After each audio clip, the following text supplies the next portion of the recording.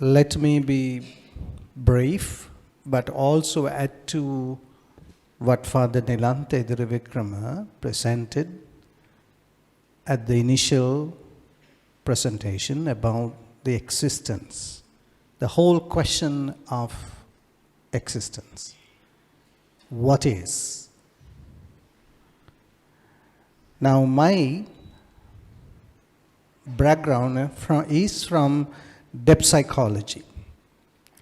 Psychology is a subject which attempts to understand what it means to have a psyche, a mind. Now, as a science, if its subject matter is the mind, the first question to be asked is, what is mind? What is psyche? Hita. Koheda hita tiyenne? Kotanada tiyenne? Biologically speaking, science has evolved so much, but to this day, there is no biological, tangible explanation or scientific understanding of what you call the psyche or the mind. We do not know whether it is in your heart, it is in your brain, whether it is in your kidneys, whether it is in your liver. There is no way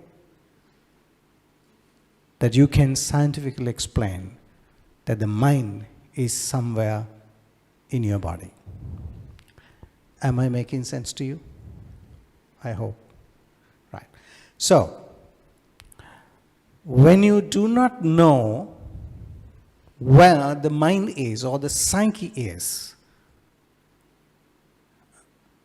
when you cannot explain where it is, but when we know that it is there because we have all kinds of different feelings, emotions, we feel lonely, we are fall in love, we feel hatred, we feel depressed. All these things are experiences of the mind, but we do not know where the mind is. Now, at the initial stages of the whole study or the discipline of psychology, which Freud and Carl Jung started maybe about 100 years ago, they wanted to find out scientifically, biologically, tangibly, where the mind is, but couldn't find it. But we know that it is there. It is. I want you to refer to what Father Nilante said, existence. What is? So the mind is there, but we also do not know where it is. Or in other words, it is there, biologically and tangibly, it is not there. It is there, but it is also not there. Having said that,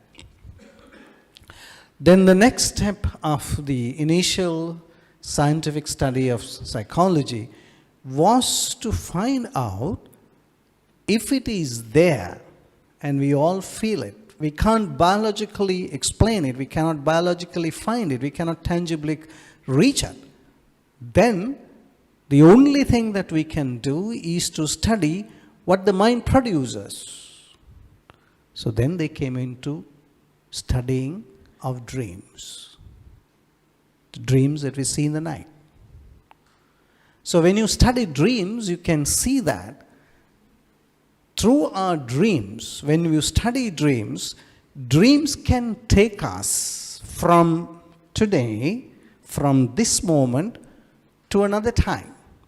Example, I'm sure there are at least few people who have seen dreams about things that were to happen later on. Anybody here have seen a dream, but the dream comes true after some time? Ursula, you are just one person. Anybody else? 2. 3.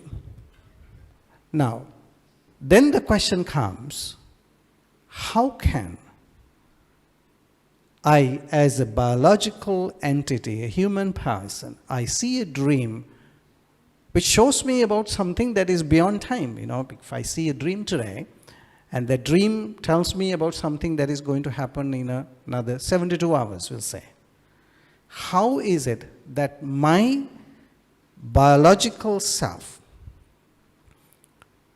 a biological entity, tangible entity, has the capacity to show me something that is going to happen tomorrow?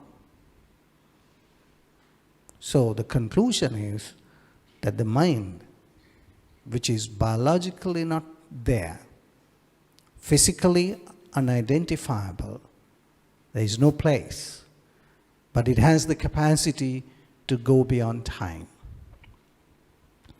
And also, the mind has also another capacity to go beyond space, because when you do scientific research, especially in terms of trying to find out what happens psychologically to people, there are people who will feel when their closest friend, father or mother or whoever, who is dying or who is meeting with an accident or whatever, he or she feels it. There are plenty of examples. I'm sure there are at least few here. When something happens to another person, I feel it, that something is not right. Okay? Now, so the conclusion was that mind, which is in all of us, which cannot be scientifically explained, biologically found, tested, has some capacity to go beyond time and space. With that, even up to this day, depth psychologists believe that mind is something that we will never be able to fully understand. So I am just only giving a little bit of depth psychology, where all of us have within our biological self something that is connected to beyond time and beyond space reality. We all do have it. Now, how do we connect this to our whole question of faith? If you go to the scriptures in the Old Testament, the first book of Genesis, chapter 1, verse 27 says, God has created us in His own image and likeness. So God does not have a body. We have a human body, a physical body, and that image, that likeness that we refer to is in us. So we are, when you really try to understand this from a depth psychological point of view, we all do have something that can never be fully explained. We are people who are beyond time, beyond space realities. So, a deeper understanding of psychology, the psyche of the human person, takes us to that understanding that we are, and the psyche is something that takes us to the mystery of God. There is no way that we can ever deny it. Thank you. All right, so